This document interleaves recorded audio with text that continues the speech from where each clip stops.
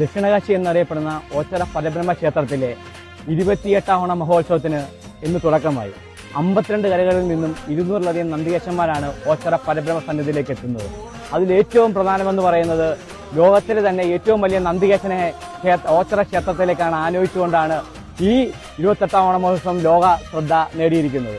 നമ്മുടെ Nandikeshan URF record നേടിയതും അതോടൊപ്പം തന്നെ ഐക്യവള്ളി ഋഷഭവീര പുരസ്കാരം നേടിയ നന്ദികേശനാണ്. 28ാം ഓണ മഹോത്സവം ഇന്ന് തുടക്കമായതോടുകൂടി ഈ 10 ദിവസത്തെ അന്നദാനവും അതോടൊപ്പം തന്നെ തീർത്ഥാടനസഹായം, സമൂഹ സദ്യ, അതോടൊപ്പം തന്നെ മെഡിക്കൽ ക്യാമ്പ്, അങ്ങനെ നിരവധി സന്നദ്ധ പ്രവർത്തനങ്ങൾ 28ാം ഓണ മഹോത്സവവുമായി ബന്ധപ്പെട്ട് ഈ മാമ്പ്രക്കര യുവജന സമിതി എന്ന ഓണാട്ടുകതിരന്റെ കാളകെട്ട് സമിതി നടത്തിപ്പോകുന്നുണ്ട്.